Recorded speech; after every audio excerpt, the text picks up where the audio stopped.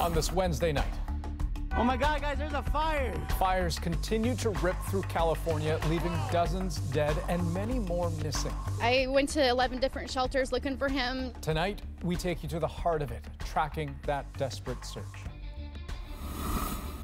We're getting a lot more guns off the street, yet these shootings keep on happening. Toronto sets a grim record, the most murders in 1 year. I know it wasn't going to be easy. But what happens to survivors of gun violence? The many challenges they face after the bullet. And in depth. I feel like happy birthday. Prince Charles at 70. Service, strong opinions, and scandal. The monarchy might not survive the reign of King Charles III. Tonight we ask, what will he be like as king? This is The National.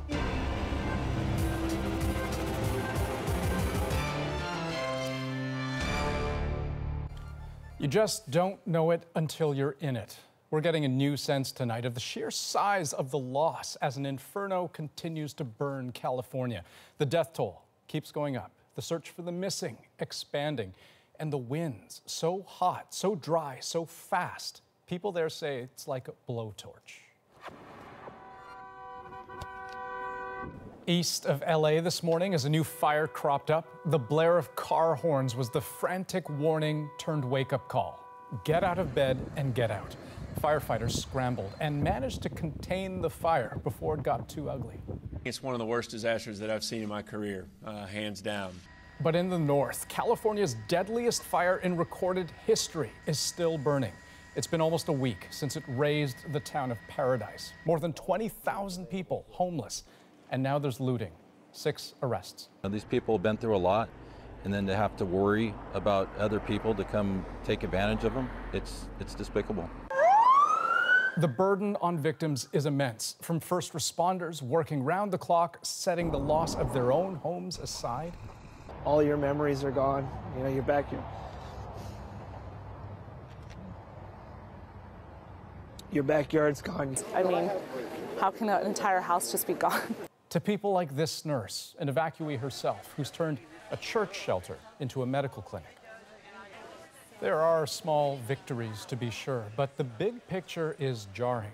There are about a dozen fires burning across the state. In the south, a 3rd death is being investigated in the Woolsey fire in the Malibu area. And in the north, the number of people now confirmed dead in the Camp Fire in the Paradise area, 48. Then there are the people who are unaccounted for. Authorities have released the names of more than 100 people still missing, and there may be even more, because as our Kim Brunhuber shows us, from Paradise itself, search crews have changed their mission from rescue to recovery. A corps of U.S. Army National Guards, engineers from Petaluma, California. It's not every day you get to wear your pajamas. They've trained for this, but for some, this is their first time doing it for real. You guys have identified any casualties? The official term, search and extraction, but they all know what their job really is. Like, like bathtubs, mattresses, things like that. They're looking for bodies, and the challenge they're facing seems almost insurmountable. It's hard to overstate the scale of the devastation, the smell of burning wood and melting plastic. Here and there, reminders of a happier time, but hot spots still remain. Walking through this wrecked town of Paradise, you get a sense of the challenge facing those searching for victims. So many homes so close together, so many cars to check, so much wreckage and ash to sift through. Because the remains are often so badly incinerated, they have to be identified by teams of anthropologists, some of them university students. We're trying to determine the difference between human remains and non-human remains. Because it can be extremely difficult in these fires to make that differentiation for those of us that are untrained. Like I said, guys, we'll just search this property. The soldiers' first assignment, a farmhouse. This isn't a random stop. Relatives called authorities to say their loved one who lives here is missing. So into the debris they go. Painstaking work. The message from those in charge of the search, please be patient. This is a daunting task. We feel really bad for the people that don't know what happened to their loved ones. We want to give them some answers. Out there in the rubble, a discovery. bones. So out comes the coroner. The good news? Animal, not human bones. So it's back into the farm fields, ghosts in the mist. Privately, one soldier told me he's torn, hoping he would find someone and hoping he wouldn't. Kim Brunhuber, CBC News, Paradise, California. Now, there are many Canadians who may understand what Californians are going through. And even at the extreme other end of the continent, a woman in Newfoundland has been touched in a very personal way. She's missing loved ones who disappeared after fleeing paradise. And her best hope now, social media. There's nothing left. They did, as far as we know, they are evacuated. Sorry. It's been a hard few days for Megan Janes. Her uncle, Randy Dodge, and his wife, Paula, have been missing since last week. Janes, who has dual Canadian-American citizenship, has been glued to Twitter ever since, asking if anyone affected by that fire knows where they are. They were late evacuating, but their vehicles were there. But that I don't know the circumstances of how they left or who they left with. But despite being a continent away from the fire zone, her Twitter campaign has gained a lot of traction. There's people actually in California making calls on my behalf. And to pay that kindness forward, Janes has effectively turned her Twitter feed into an information hub for others with missing loved ones. I'm driving probably everybody crazy. I'm posting nonstop. And because I'm posting and saying the address and saying who's missing, people have found their family, but also some people have not, which is the hard part because I feel for them and they feel for me. Officials warn it'll be days before people can get back into paradise because of the air quality. But of course, we will keep a close eye on this story and we'll let you know if Megan does find her relatives. Let's take a look at what else we're working on tonight. A win for Theresa May, at least for now. The British Prime Minister says her cabinet is backing her Brexit deal. What could it mean for her political future? Calgary says no to the 2026 Olympics, but if a city like Calgary doesn't want to host, what does that say about the future of the Games in Canada? But first, new reaction to a CBC News exclusive we brought you last night about the number of convicted child killers who have been moved from prisons to healing lodges. As we've already reported, there have been more than 20 transfers in the last 7 years. That revelation has reignited anger, outrage, and indeed questions over who should and should not be moved. Katie Simpson on what is now a much bigger issue than what was first believed. Rodney Stafford says it's all a little baffling, learning he's not the only parent of a murdered child whose killer had been transferred to a healing lodge. I don't even know what word to use. Just confusing as to how many times this could happen. It's not right and it's not warranted by any means. As CBC News first reported last night, 22 child killers have been placed in healing lodges since 2011. Those transfers happened under the current Liberal government and the previous Conservative. I only wish that we had known this 10 years ago and taken proper steps to make those changes. Justice! Outrage spread earlier this fall after the public learned Terry Lynn McClintock, one of 8-year-old Tori Stafford's killers, was transferred from a traditional prison to a healing lodge. The government ordered a review. The transfer policy changed, sending McClintock back to jail, but only after a divisive and bitter partisan political debate. I wish we could get to the point where there's a bipartisan effort to deal with this huge problem. But one of the creators of the Healing Lodge program is defending it. While Dale LeClaire can't speak specifically to the McClintock case, he says these facilities have helped rehabilitate some offenders. Healing lodges are designed for healing people, for helping people change their ways, helping people to understand there's a good way of living. Not everyone feels that way, and Tori Stafford's dad says if other parents in his position are upset, they should reach out for help. Find out what your legal rights are. There are some things out there that you might be able to do that you just don't realize that you have a voice for. Stafford says he doesn't think this issue should have been politicized. Instead, he sees it as a mistake that should have brought people together to find a solution. Katie Simpson, CBC News, Ottawa. We wanted to know more about some of the numbers behind these kinds of crimes. So according to Statistics Canada, about 9% of all homicide victims are children and young people. In the last decade, there have been 540 victims under 18 years old, and of those, 276 were under the age of 12, 264 were between 12 to 17. It's worth noting that most homicides against children and young people in this country are committed by family members. Let's turn to Britain now, and its embattled Prime Minister. Had today's cabinet meeting on her Brexit plan not gone her way, Theresa May might well have been out of a job. This is a decisive step which enables us to move on and finalise the deal in the days ahead. You can hear the yelling as she tries to talk to media there. The plan's saving grace appears to be the total lack of an alternative. Much of May's cabinet loathes her Brexit strategy, but they're backing their leader for now. What comes next could be even trickier, winning approval in Parliament and then from all 27 members of the European Union. Brexiteers, meanwhile, are sharpening their knives. They'd rather see a chaotic, hard exit with no agreement at all, rather than settle for May's terms. As Margaret Evan tells us, it's clear both May and her deal aren't out of danger. Have you got the cabinet's backing, Mrs. May? A day of reckoning for Theresa May. All eyes on 10 Downing Street as she left for the British Parliament this morning. And questions to the Prime Minister. Greeted by a rambunctious House, eager for the details of her draft agreement with Brussels, a deal May insists will deliver on the results of the Brexit referendum. We will deliver Brexit, and the United Kingdom is leaving the European Union on the 29th of March 2019. Maybe there are still plenty of bumps in the road ahead. Labour respects the result of the referendum. But what we don't respect is the shambolic mess that this government has made of negotiations. The opposition Labour Party is almost the least of May's worries. Talk of a non-confidence vote now swirling amongst the discontented ranks of her own Conservative MPs. I do feel that we are getting at the point where there's going to be a confidence vote on the Prime Minister, given the controversy around the Brexit proposals.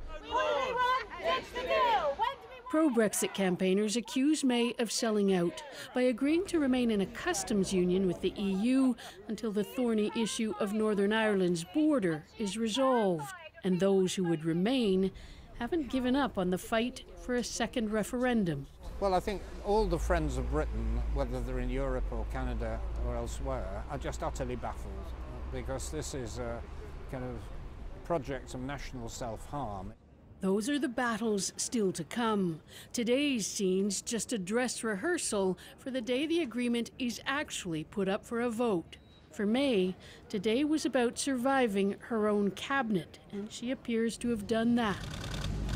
Emerging after 5 hours of talks to declare a victory of sorts. The choices before us were difficult, but the collective decision of Cabinet was that the government should agree the draft withdrawal agreement and the outline political declaration. But she cut a lonely figure. Another day of reckoning, surely on its way. Margaret Evans, CBC News, London. Now we want to take a closer look at the future of the Olympics in this country. People in Calgary have made their views clear. In yesterday's plebiscite, they said no to a bid for the 2026 Winter Games. It is shocking what happened. I can't believe we voted against it. Calgary's already an Olympic city. We don't need it right now. I think it's a lot of financial pressure on the city. In a statement, the International Olympic Committee said the no victory was no surprise following the political discussions and uncertainties right up until the last few days. It is disappointing that the arguments about the sporting, social, and long-term benefits of hosting the Olympic Games did not sway the vote. Those arguments never caught fire for Calgary 2026, so we asked Carolyn Dunn to examine where that may leave any future Canadian bid to host the Games. Today, sheer disappointment at Calgary's Olympic Oval. Some athletes are worried the aging facility will never be upgraded, and future Olympic dreams will be crushed. It's a little dark and gloomy, and normally I wear a Calgary hat to training. And I wear it to warm up, and I don't know if I could have, it was a tough pill to swallow to try to put it on this morning. Calgarians voted no! This was the moment Calgary's bid died, with more than 56% voting no.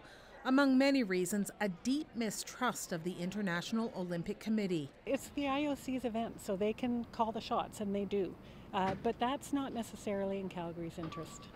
The lure of the Olympics has taken a beating over egregious cost overruns and waste, and of course by doping scandals. Bob Richardson was the chief operating officer of Toronto's 2008 Olympic bid. He says there's a major disconnect in the process.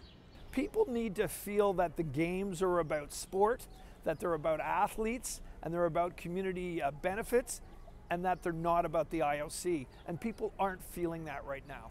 If the IOC can't woo a bid out of Calgary, which already has major Olympic infrastructure, what does that mean for the possibility of a future Canadian bid? They're really flailing about here trying to get bids from any city, let alone North American ones. Sports economist Moshe Lander says if the IOC doesn't overhaul itself and its bid process, the future of the Olympics after Los Angeles 2028 are uncertain. I'm starting to come to the conclusion that the Olympics as we know it is rapidly coming to an end. And that's why I'm saying they've got 5 years to kind of figure this out. Well, it's not the Olympic legacy many in the city were hoping for, but Calgary's no vote may be the most urgent warning to date that the world is changing and the Olympics had better keep up. Carolyn Dunn, CBC News, Calgary. Now that it looks like Calgary is out, that leaves just two potential candidates to host the 2026 Olympics. But both of those bids have their own political hurdles. Stockholm is still in the running, but a recent coalition deal to run the city's government has rejected taxpayer funding for the Games.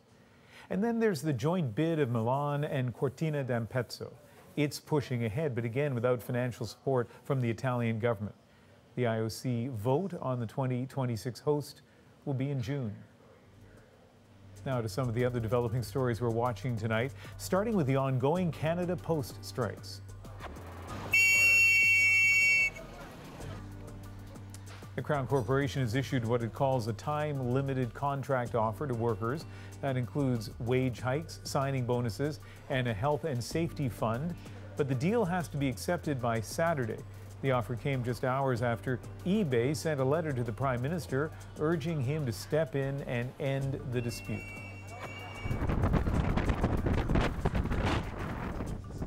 A fierce storm is lashing Atlantic Canada tonight. There are multiple wind warnings in effect in Newfoundland and Labrador as well as Nova Scotia, with the potential for gusts of up to 130 kilometers an hour in some areas. That has led to multiple flight cancellations and power outages. And Stormy Daniels' lawyer, Michael Avenatti, is facing allegations tonight of domestic violence. The LA Police Department says that he was booked and released on $50,000 bail. Avenatti, who has been a constant and vocal critic of the U.S. president, categorically denies the allegation, saying he has never assaulted anyone. And ahead tonight on The National, he spent his life preparing to take the crown. As Prince Charles celebrates his 70th birthday, we take a look at what kind of king he might be. And from restaurants to vape shops, how some are hoping to cash in on tourists looking to explore Canada's legal cannabis market. First, though, we take a look at what happens to survivors of gun violence after the bullets. There is no financial help with physiotherapy, which comes to my surprise, like... Dropping that one hand. Good, good. So what do we do after that?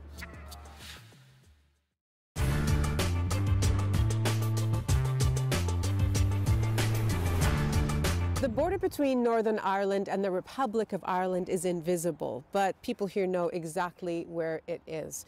Essentially, it's where I'm standing right now, and if you look over here, it actually runs along the middle of that river.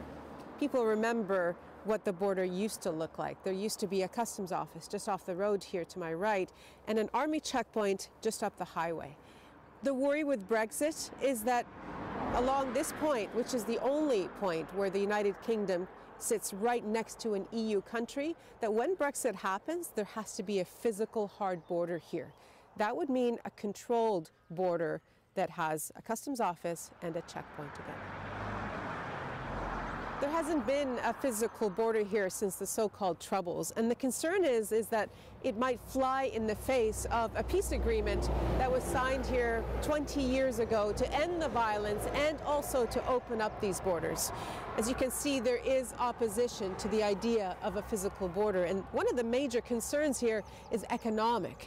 Anyone with a job or a business or land that straddles the border says the only option is an open border. There's a lot of people would not be happy with borders going back up. This place, you know, this area would have been very much like a war zone 30 years ago, and we don't want to go back to that again, where people are in conflict on the island of Ireland have to go through British checkpoints. We definitely don't want to be. Everybody's in a good place now, and I think it's best to leave it that way. So a year before the official date that Britain is set to leave the European Union, the two sides have not yet agreed on how this is going to work. So this free-flowing border has become the main sticking point. Nala Ayed, CBC News on the United Kingdom, Ireland border.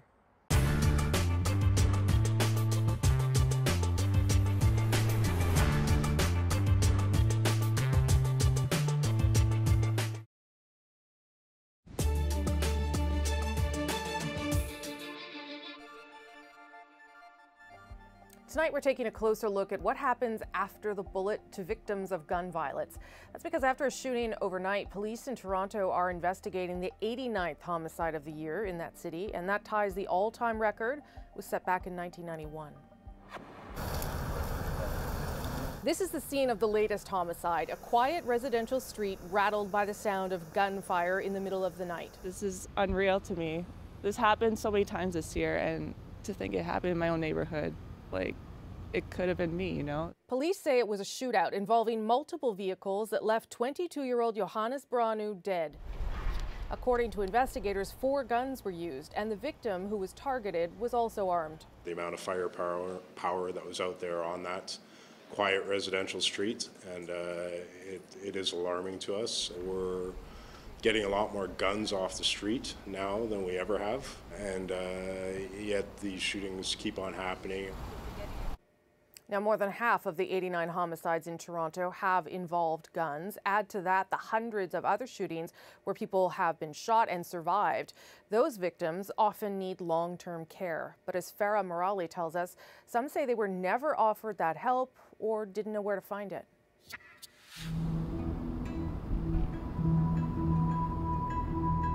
I thought the guy that was celebrating the baby shower was letting firecrackers go for the baby shower. I didn't know it was gunshots until I seen everybody else start running. When did you realize you'd actually been shot? After I broke my femur trying to run. So it hit and it broke the femur, but not completely. So I'm the one that broke it completely trying to run. Then I get another shot. Then I know, okay, this is serious. Then I think I'm gonna die at this moment. Like, I think death is coming. To this day, Michael Fenty doesn't know who shot him in both legs. That's why he doesn't feel comfortable showing his face. What he does know, he wasn't the intended target. I got fragments left in my left leg. I got a metal rod going through my femur, 3 screws in my knee, 3 screws in my hip. I got nerve damage in my left leg. My sciatic nerve is messed up. My tibia is broken. Did someone sit down and talk to you and say, hey, this is what your life is going to be like, or this is what is going to be? No help for mental, no help for physical. I had to take care of myself. Rehab, therapy, I had to pay for that myself. Nobody came here to say, hey, this is a program that you can take, get help with, whatever you're coping or going through. Like, Fenty is not alone. Many gunshot victims of color have a similar story. A short, intense stay in hospital, then discharged with little or no supports. Some studies estimate Ontario spends 30% less on mental health care for racialized populations than for white patients. Both men were found without vital signs when police arrived at a birthday barbecue underway for a female. She was shot in the torso and taken to a trauma center in critical condition. And I didn't even know I was really shot until after I woke up from surgery. I learned that I wouldn't walk again. Good. Rochelle Lewis struggles to get to rehab twice a week. Bring your left forward, good. A single bullet left her paralyzed on her 28th birthday. I know it wasn't going to be easy, especially living on my own, but I have to fend for myself. Nice and slow. Wait. There is no financial help with physiotherapy, which comes to my surprise. Like, You're dropping that one hand. Good, good. So what do we do after that? Like, what if there are people out there that cannot afford? Like, I max out my credit cards every month to pay for this. 3, good. Get nice and tall. If I don't go to physio, you could only imagine that I do not get out of bed. And I don't like that because then everything else gets to me. My mental health gets to me. So I respond to crisis. So when there's a shooting, I get in my car and I go. Reverend Sky Starr knows firsthand how little support gunshot victims of color receive. She travels around Toronto offering counseling for gunshot victims. She's a trained therapist who does this on her own time because she says no one else does. There's no post-care. There's nothing that's available to say, oh, I know I can go there. If I'm in a crisis in the middle of the night, people call me. Reverend Sky, I'm at this bridge, I'm here, and I'm thinking, oh, God, and this is what happens. Sky says when gunshot victims don't get the help they need, the frustration builds, and they're more likely to continue the cycle of violence. They get suicidal. They have all these pent-up emotions. Of course the cycle is going to continue because they're not getting the care that they need. Nobody's addressing it. Got fired from 2 jobs because of my injuries. So they cut me off and I couldn't pay for therapy anymore. I almost got kicked out of this house. My credit card bills are up. I'm in debt because I couldn't work, because I didn't have an income coming in. If I didn't have a good landlord, I'd probably be homeless. For Michael Fenty, if it wasn't for the birth of his daughter 18 months ago, he says he would have given up. She's given him the strength to psychologically move past being shot. That's my motivation right there, that little girl. Like, I go through all this pain, no problem. I'll go to work. I'm not gonna let this stop me. Like, I survived it, thank God. So I gotta let this be my motivation to go forward now. His hope that by speaking out, others won't have to suffer in silence, the same way he did. Farah Morelli, CBC News, Toronto. Still ahead on The National, 4 million tourists visited Colorado after they legalized pot. And cannabis advocates are wondering why Canada isn't trying to cash in on that market. First, though, some believe he could redefine the crown. As Prince Charles turns 70, we take an in-depth look at what he could be like as king. I always think he's light years ahead of everybody else in terms of his thinking and seeing the bigger picture.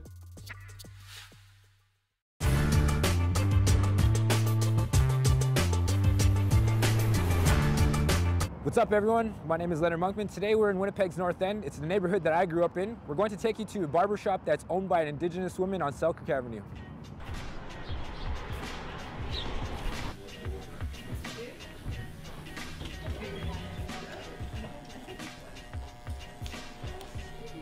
Hi, my name is Keita. Welcome to my barbershop. Oh, the North End means a lot to me because this is where all my friends and family live, and it's a beautiful part of the city. What do you like about living in the North End, Peter? Feels like home. Feels like home. Yeah. I wouldn't be here without my community if the people didn't come to support the shop. I wouldn't make it here. What are some things that you like about the North End since you've been living here? I guess, you know, my street, Alfred, it's fairly quiet. Unfortunately, there was that shooting of the young guy last, 6-8 months ago or something like that. Yeah. Unfortunate. But all in all, you know, actually I've been getting to know my neighbors a little bit more. My neighbor gave my little girl the tricycle that she has, and they recommended you to come here? Yeah. What'd they say? Yeah, they just said, I said, where's a good place to get a haircut? She ran back inside, and Mom told her, and said, come here, they're pretty good, so. It's your first time here? Yeah, they gave me directions like, you know, like native way. Which is how. That's it, eh?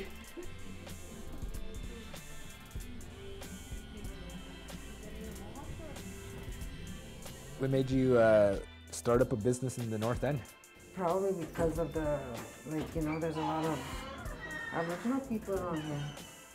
And I like working with my people. They like that the language can be spoken. Because a lot of times, a lot of people will sit here and speak the language, and they like that. But you know what? Do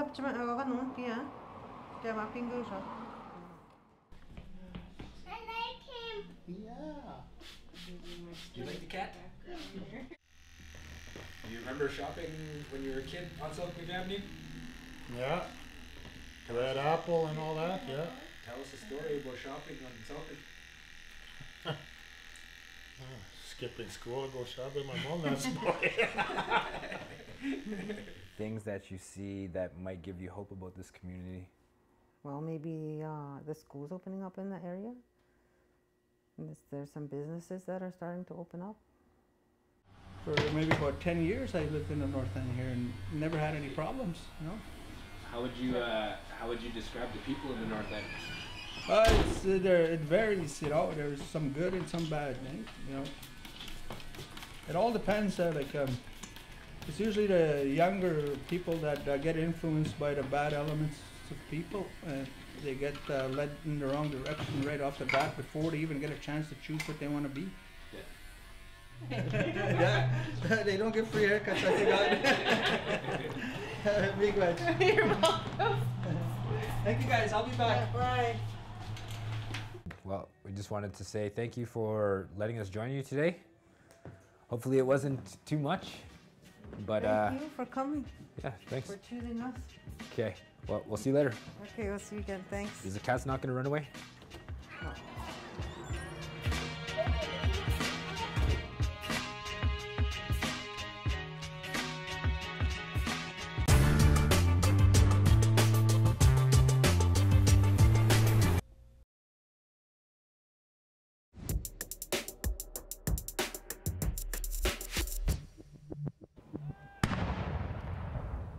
A 41-gun salute from the British Armed Forces to kick off a royal birthday celebration.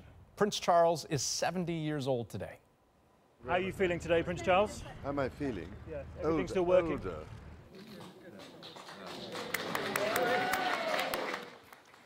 Older indeed. Charles celebrated by hosting a special tea party with 70 inspirational people, all of them also turning 70 this year. Then, later in the day, the Queen threw a private black tie gala for her eldest son. Prince Charles has spent a lifetime in waiting ahead of a job he was born to do. In time, he will succeed his mother and become king. But while he's already waited longer than any other royal to become monarch, it would seem the transition from queen to the next king is quietly underway. In tonight's dispatch from London, Thomas Daigle looks ahead to what kind of king the future Charles III could be.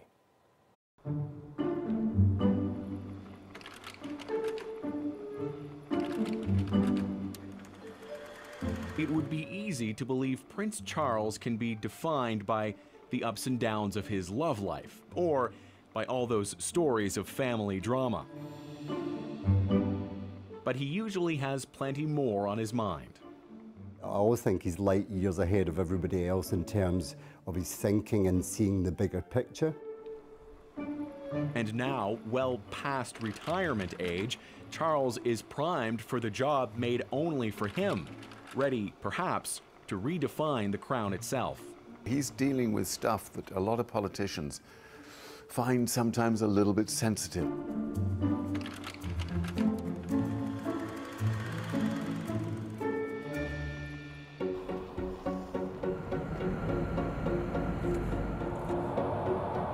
Where better to learn about the future king's priorities than in the Scottish countryside? At an 18th century estate inspired and directed by Charles himself. This is a 2,000-acre property with sprawling fields and buildings. It was all going to be sold off in 2007 until Prince Charles heard about it and had a vision.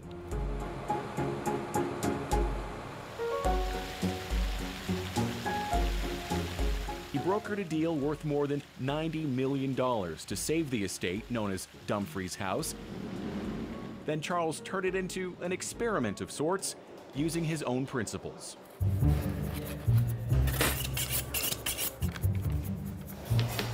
Employment, education, and sustainability. All the prince's ingredients blend together in the Dumfries House kitchen. Today, they're prepping a meal for 600 guests. It's a colossal job, especially when dealing with royal demands. Just ask executive chef Tom Scoble. The Prince is very concerned with sustainability. He obviously is as organic as we can, if we can. And it is very important to him. That means those veggies come right from the property or nearby. And yes, that's local meat as well. This kitchen acts as part catering service, part workforce college, where aspiring chefs sign up for training. Kim Monahan took the 5-week session, then got a job out of it. I was jobless and I was a single mum, and the course gave me a lot of confidence and a lot of belief in myself. That's kind of the goal through this whole place, to slash unemployment and empower the local community. Reinvigorating the textile industry through skill development. So this is their little nest boxes. This is where they all come to lay their eggs. And teaching school kids about rare animal breeds, such as the Scots Dumpy Hen and the delightful Tamworth Pig. Some of the things that we are doing here, he was saying 30 years ago or 40 years. The special thing about Dumfries House is that you can actually physically see what he was talking about. Kenneth Dunsmuir runs the Prince's Foundation and keeps Charles informed of what goes on here with a report every Friday. He genuinely cares and is absolutely almost impatient to make a difference to people's lives. And I think to ultimately have a monarch who has that as part of his DNA that's ingrained in him is just, would be phenomenal. In London, behind all the pomp and pageantry, the old guard at Buckingham Palace is slowly making room for the next man in charge. Down the street, the current resident of Clarence House, Charles, is being handed the reins of royal power. He's already receiving all government papers and is said to meet with the Queen every week in private without butlers or aides, a sort of handover briefing from one head of state to another. She's going to be a tough act to follow, but I think that they're trying, the Queen is trying at this moment, working with the Prince of Wales to make that transition as seamless as possible. Elizabeth doesn't travel overseas anymore, so her son has picked up the slack, representing the Queen on more foreign visits than any other royal, solo or with his wife Camilla. Just in his 70th year, he's flown to the Caribbean, then down under, and to West Africa, usually drawing attention to the plight of the environment, but never shying away from any photo op the locals will have him do. I mean, this was in the Borneo jungle, which was amazing. As the Prince approached this milestone birthday, longtime royal reporter Robert Jobson followed him around and got rare insight into the future king's thinking for a book about Charles at 70. I don't think you're going to see quite so many people on that balcony when it comes to big occasions. I think it'll be a core of Charles, his family. I think it'll be William and Harry and their children. But I think it is probably time to slim down the monarchy, and I think that's what the Prince of Wales will do. There's no question Charles has strong opinions, as opposed to his mother, who's always kept the world guessing about what she really thinks. Take, for instance, modern architecture and the case of Britain's National Gallery. It was set for a big extension in 1984, except Charles despised the plan, and he let it be known. What is proposed seems to me like a monstrous carbuncle on the face of a much-loved and elegant friend. 3 decades later, the extent of his secret government lobbying came into sharp focus. Britain's Supreme Court allowed the release of the Prince's letters to cabinet ministers advocating for singular issues such as alternative medicine and a badger cull. Jobson writes that, as king, Charles would have cautioned then Prime Minister Tony Blair against hurriedly invading Iraq in 2003. Those meetings would have been harder for the Prime Minister because he still has a role to play to explain to the King why he wants to take a country to war, and I don't think it would have been that easy. Unbelievable if I think about the stereotype. Jonathan Porritt has advised Charles on environmental issues for decades. He acknowledges the prince's views on some matters aren't universally accepted. Constitutionally speaking, he's going to have to be much more careful about how he articulates some of these things. Was there any point ever where you had to say, with respect, Your Highness, I disagree with you on that point? Prince of Wales enjoys a good debate about many of these issues, and they're not uncontroversial. So, what happens if he oversteps his boundary? That's the focus of the play King Charles III, presented at his alma mater, the University of Cambridge. The Queen is dead. Long live the King. That's me. In the title role, 21-year-old law student Ferdinand Hawley. Changing all of my vowels to fit Charles's very, very posh voice has been difficult. Written in Shakespearean blank verse, the play explores a future in which King Charles refuses to sign a bill into law. Use my royal prerogative to hear dissolve this parliament at once. Setting off a constitutional crisis and riots in the streets. We don't know whether it's going to go down like that. Having said that, I do worry about what will happen when the Queen dies. Charles is an opinionated figure.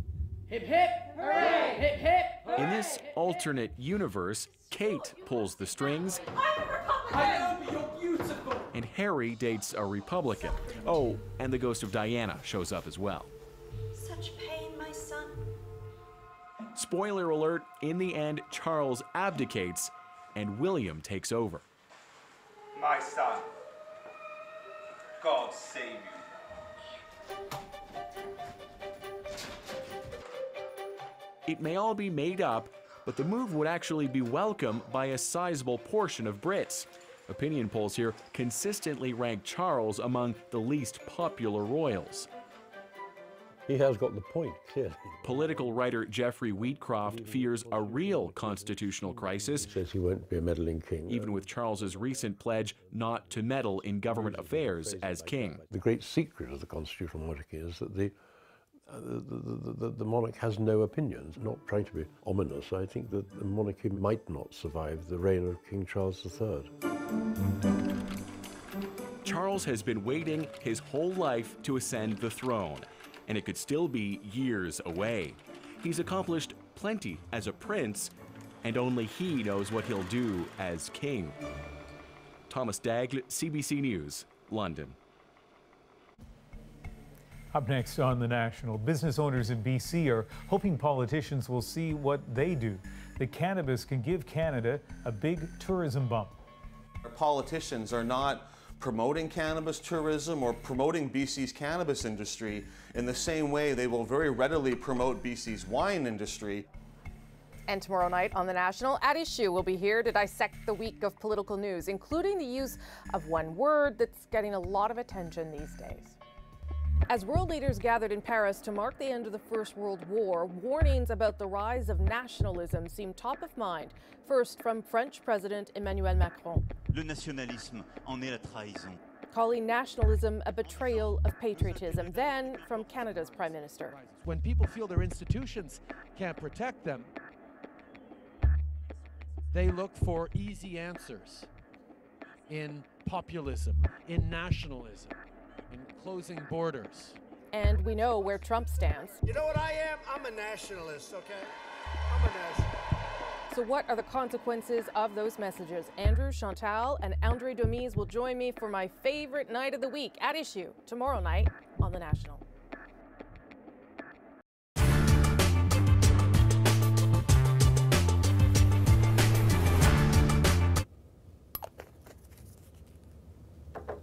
My grandfather, he was a salmon fisherman, so I was always watching him cleaning fish. And most people love the egg sac that's inside the fish. It's like caviar, but we fry it up and eat it. My name is Heather Campbell, and I'm an Inuit artist originally from Rigolet, Nunatsiavut, which is in northern Labrador. But I'm based here in Ottawa now. I've been here for almost 21 years.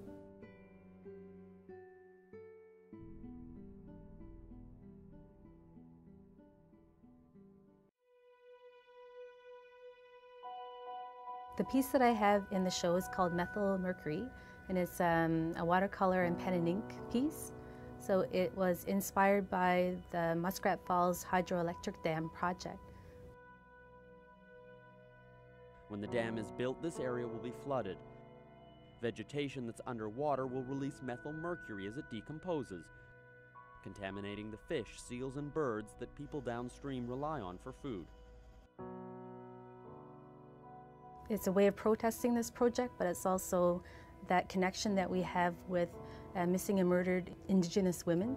So the main figure is actually the Inuit sea goddess Nuliayuk, and she's female, of course. So half of her is a woman and the other half is a beluga.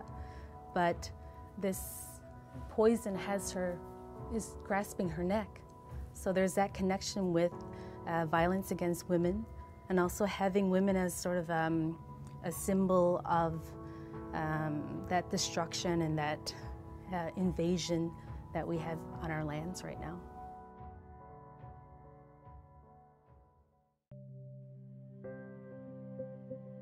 So part of the reason that people in our region are protesting this project is because a study has shown that the water that they're going to release from the dam will actually have methyl mercury in it. And methyl mercury is a neurotoxin, so we're afraid that this water is going to pollute the ecosystem that we rely on. At the same time that the protests were really ramping up in our region, it was around the same time that the trial was going on for the people that murdered Loretta Saunders. So she's from the same community that my family is based in right now, and I think that really hit home the issue of missing and murdered Aboriginal women. And it was in the back of my mind at the same time that I was creating that piece. So it was hard to kind of separate the two. So I just, made something that kind of dealt with both issues. I want visitors to look at the piece and have not so much an intellectual reaction to it, but I want them to have an emotional reaction and say, oh my God, why is this happening? How is this happening in Canada in this day and age? I know that it's sort of a controversial image because it's also depicting violence against women, but I want them to have that feeling in their gut, that same feeling that we're feeling, that we're powerless against this giant project that's happening. We feel like we've got our hands tied behind our back, and I want them to get an idea of how that might feel.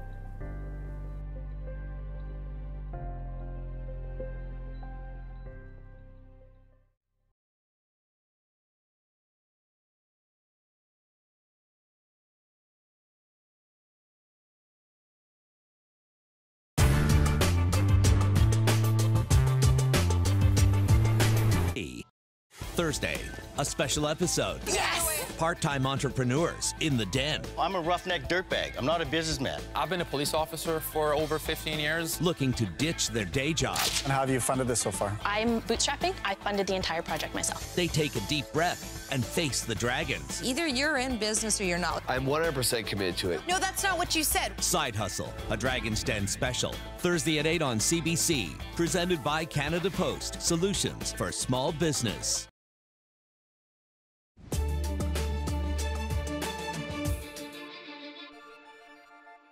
The judge was very, very focused on the key issues in the case. These are very important First Amendment and due process issues that are exceedingly important to free press.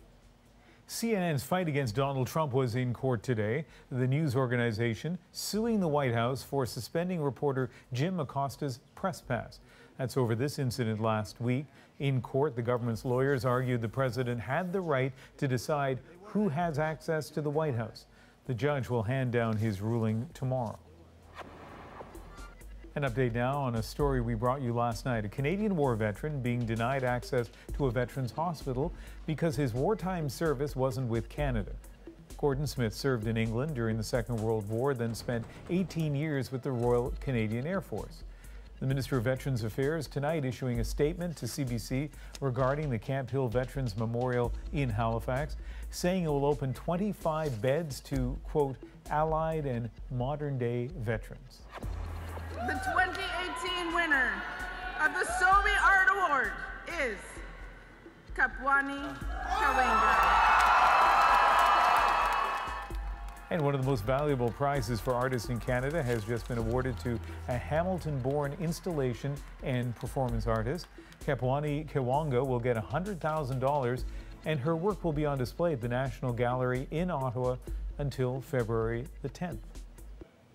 With recreational cannabis now legal in Canada, the tourism industry sees an opportunity, looking to build a new market for pot-curious visitors and locals, everything from weed and wine tours to smoke-friendly accommodations.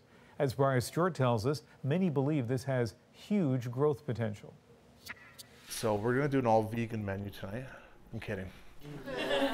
This is not your typical pre-dinner chit-chat. How many milligrams do you want? Travis Peterson is asking how much marijuana they want in their meal on a scale of 1 to 5. That's awesome. The two oldest ladies in the building are both like, as much as you could give me, 6. I'm a 6. This is a 4. Over the past 7 months, the chef has served more than 1,100 private dinners infused with cannabis. We're not doing brownies and gummy bears and your traditional infused food. It's food that you would go out into a restaurant or have, you know, a chef come into your house and make. Peterson has received calls from across the country and from the U.S. about his dinners, but for now, he's trying to keep things small. I think right now we're operating in a gray area. Edibles aren't fully legal. That's why we do these private small events. In the future, he wants to grow his business because, like others, he sees legal marijuana as a new opportunity, and it's not just about local demand. In 2016, an estimated 4 million tourists visited Colorado because weed is legal there. And tour operator Neve Tapiro thinks Canada can cash in as well. He's taking this couple from Wisconsin on a tour of Toronto's vapor lounges. They didn't want to be identified because they were nervous about going back across the border. I want to see Toronto and smoke. But Tapiro says it's difficult to build a tour business when there's still a lot of restrictions. Ontario doesn't have any legal shops, and there isn't much in the way of cannabis-friendly accommodation. The tourism industry has to recognize that the demand is there. So they're cautious by nature, so I think they're going to have a wait-and-see approach. But this BC cannabis advocate thinks provincial governments should embrace an industry that he believes could be very profitable. That our politicians are not promoting cannabis tourism or promoting BC's cannabis industry in the same way they will very readily promote BC's wine industry. But it's still early days. More licensed stores will open and edibles are expected to be regulated next year. The higher the better for me. The higher the better. When that happens, there will be more choice for consumers and opportunities for those who see big potential in catering to people who want to try Canada's legal weed. Briar Stewart, CBC News, Vancouver. Was the cannabis on the asparagus? I didn't understand that part. Up next on The National, our moment of the day. Long-lost sisters are reunited in New Brunswick more than 80 years later, all thanks to a DNA test. She got out of the car, and I was standing there with a dozen roses for her, and she was quite amazed, I think. And we just sort of looked at each other.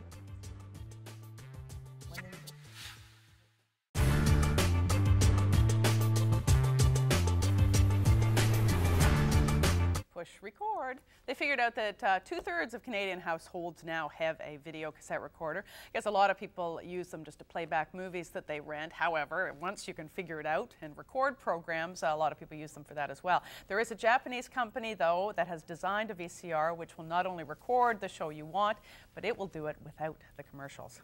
Joining me now from Calgary to explain this technology is our regular columnist, Tom Keenan. Hi, Tom. Hi, Ralph. All right, this sounds too good to be true. It's something, I mean, it's one thing to have a muting button so you don't have to hear a commercial, but to actually delete them, how does this work? Well, it's pretty clever. They make use of the fact that the networks in Japan send out a signal, an electronic signal, to change over from the Japanese movies, which tend to have both the English and Japanese soundtracks on the two stereo channels, into the commercials, which have to be just in Japanese so everybody gets them. And that signal can be detected by the video recorder. So what it does is it just stops recording when it sees a commercial. Then when you get back to the real program, it picks it up again. But here in North America, we don't have that situation. I mean, will they be able to use one of these here, or? No, the Japanese one definitely would not work in North America. There's no question about that. However, there is a signal. It's a little Q button, a little Q light that goes on in the corner. CBC uses it, for example, to alert the local stations when a commercial is coming up. And there's some controversy about whether or not somebody could build a video recorder to detect that. You know, one idea is you could just maybe find that part of the television picture that sends that little flashing Q dot and do the same thing here. Nobody's tried to do that yet, though. All right, let's go back to the Japanese model for a second. I can't imagine that the average corporate sponsor is going to roll over and play dead, faced with the idea that you could negate their commercials. Well, for starters, you have to think about, some people say, well, gee, you know, so what? I'm watching the program live and I'm seeing the commercials. Why should I have to put them on the tape? The answer, of course, is that lots of people, particularly in Japan, use the video recorder as a time shifter. Now, I used to do this. I wanted to watch the evening news, and I would get home late, so I just set the old video recorder up, and I'd watch it whenever I got home. Japanese tend to love technology. When I was over there, I saw this vending machine that sold bouquets of flowers. I mean, like $50 bouquets of flowers, and the robot arm hands it to you. So you have to think about these guys sitting over there thinking, okay, great, we never have to watch commercials again. We'll just record things. If you do that, of course, you cut out the revenue. That's what pays for television, commercial revenue. And yeah, the advertisers were going nuts about it. Why aren't I depressed about this? I mean, there's a sense of warfare going on now. I get the sense that people at home really don't want to be bombarded with commercials anymore. Commercial advertisers are saying, hey, no us, no TV. And there doesn't seem to be a common ground for them to stand on. Are we going to see this cat and mouse game of technologies and the rest of it just jumping around until somebody wins this battle? Yeah, my own prediction is that probably somebody will pick up this idea in North America. I'm told that there was an article a few years ago in one of the electronics magazines telling you how to build one of these things in your own basement lab to go out there and cut out commercials. And what it comes down to is, how can you detect commercials? If the network sends you a signal, it's pretty easy. Maybe there are other ways. Some people say the commercials are piped up at a higher volume. They are.